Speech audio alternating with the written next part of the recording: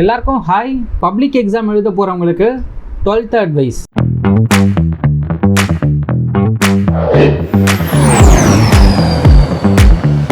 எல்லாருக்கும் ஹாய், நான் தமிழ்ச்செல்வன். உங்களுக்கு தினமும் ஒரு டிப்ஸ் கொடுத்துட்டே வரலான் இருக்கோம். எல்லாருக்கும் ஹாய். இந்த வீடியோவில் என்ன பார்க்க போகிறோன்னா,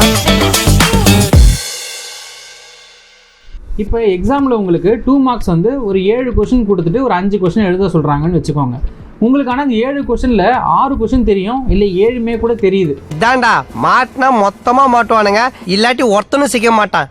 ஆனால் இப்போ நீங்கள் எத்தனை கொஸ்டின் அந்த பேப்பரில் எழுதுனா உங்களுக்கு நல்ல மார்க் வரும் அப்படின்றதான் இந்த வீடியோவில் பார்க்க போகிறோம். ஆக்சுவலாக ஒரு சில பேர் என்ன பண்ணுறீங்கன்னா, இந்த மாதிரி வந்து உங்களுக்கு 2 மார்க்ஸில் 5 தான் எழுத சொல்கிறாங்க, 7 கொடுத்துட்டு எதனா 5 தான் எழுத சொல்கிறாங்க. ஆனால் உங்களுக்கு வந்து அந்த 7மே தெரியுது, இல்லை 7ல் 6 கொஸ்டின் தெரியுது.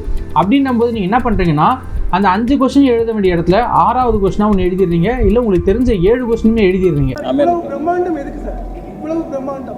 வெற்றிக்கு தான். எதனா ஒன்றுத்தில் வந்து தெரியாமல் ஸ்பெல்லிங் மிஸ்டேக் இருக்க போது, எதனா ஒன்றுத்தில் பாயிண்ட் 1 மார்க் கம்மி பண்ணிட்டாங்கன்னா, நான் வேறு கொஸ்டின் எழுதியிருக்கேன்ல, அதுலேருந்து நல்ல மார்க்கு எந்த கொஸ்டின் கரெக்டாக இருக்கோ அதுக்கு 2 மார்க்ஸ் கொடுத்துருவாங்க, அதனால தான் எல்லாத்தையும் எழுதி வச்சிருக்கேன் அப்படின்னு நீங்கள் நினைக்கிறீங்க. ஆக்சுவலாக பப்ளிக் எக்ஸாம் பொறுத்த வரைக்கும் நீங்கள் எத்தனை கொஸ்டின் கேட்குறாங்களோ அத்தனை கொஸ்டினுக்கு மட்டும் தான் ஆன்சர் பண்ணணும். நீங்கள் அதுக்கப்புறம் எழுதுகிற எல்லா கொஸ்டினும் டோட்டலாக வேஸ்ட்டு தான், மார்க்கே கொடுக்க மாட்டாங்க.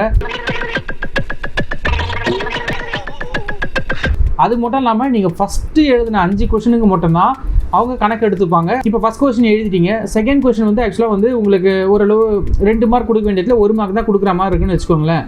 நீங்கள் அதுக்கு பதிலாக 6th கொஸ்டின் எழுதிருக்கீங்க, எக்ஸ்ட்ரா ஒரு கொஸ்டின் எழுதிருக்கீங்கன்னா அது கரெக்டாக எல்லாமே ஸ்பெல்லிங் மிஸ்டேக் எல்லாமே ஆன்சர் கரெக்டாக 2 மார்க்ஸ் கொடுக்குற அளவுக்கு இருந்தால் கூட ஃபஸ்ட்டு எழுதின 5 கொஸ்டின் தான் உங்களுக்கு மார்க் கொடுப்பாங்க.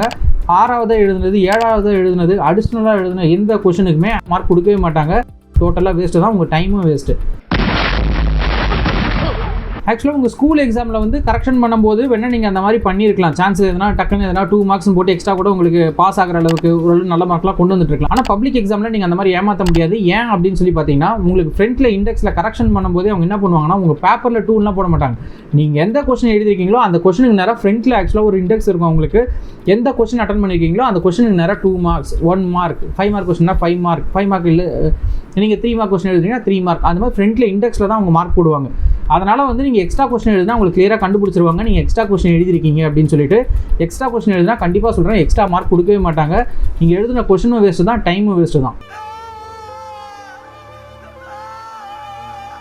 இப்போ 5 கொஸ்டின் பப்ளிக் எக்ஸாமில் எழுத சொல்கிறாங்க, 4 கொஸ்டினுக்கு உங்களுக்கு ஆன்சர் தெரியுது, ஒரு கொஸ்டினுக்கு மட்டும் லைட்டாக தான் ஆன்சர் தெரியுது, கதை எழுதுகிற மாதிரி இருக்குது அப்படின்ற மாதிரி வச்சுக்கோங்களேன். அந்த கொஸ்டினை நீங்கள் எந்த இடத்துல எழுதுனா மார்க் கொடுப்பாங்க, எப்படி எழுதுனா மார்க் கொடுப்பாங்க அப்படின்ற மாதிரி ஒரு ஐடியா நாங்கள் வச்சுருக்கோம். அந்த ஐடியா வேணும்னா நீங்கள் கமெண்ட் செக்ஷனில் உங்களுக்கு வேணும்னு சொல்லுங்கள். நிறைய பேருக்கு தேவைப்படுதுன்னா உங்களுக்கு அந்த ஐடியாவை நாங்கள் சொல்கிறோம். எந்த ஆன்சர் உங்களுக்கு அந்த மாதிரி கதடிக்கிற ஆன்சர்ஸை நீங்கள் எந்த இடத்துல எழுதுனா உங்களுக்கு மார்க் கொடுக்க அதிகமான சான்ஸ் இருக்குது அப்படின்னு நாங்கள் உங்களுக்கு வரப்போகிற வீடியோஸில் உங்களுக்கு தேவைன்னா சொல்லுங்கள், நாங்கள் போடுறோம். அதே மாதிரி நாங்கள் போட்ட வீடியோஸ் எதனா நீங்கள் பார்க்காம இருந்தீங்கன்னா கண்டிப்பாக கம்பல்சரி சொல்கிறேன், எல்லா வீடியோவும் பார்த்துக்கோங்க. பப்ளிக் எக்ஸாமுக்கு தேவையான எல்லா வீடியோஸும் போட்டுகிட்டே வந்துட்டு இருக்கோம். போட்ட வீடியோஸும் ஒரு வாட்டி பார்த்துக்கோங்க. அதே மாதிரி சேனலை கண்டிப்பாக இப்போவே சப்ஸ்கிரைப் பண்ணிக்கோங்க. எதுக்காகனா வரப்போகிற வீடியோஸ் இன்னும் சூப்பராக இருக்கும். அதை நீங்கள் பார்க்கணும்னு நினச்சிங்கன்னா சேனலை இப்போவே சப்ஸ்கிரைப் பண்ணிக்கோங்க. எல்லாருக்கும் ஆல் தி பெஸ்ட், நல்லா படிங்க.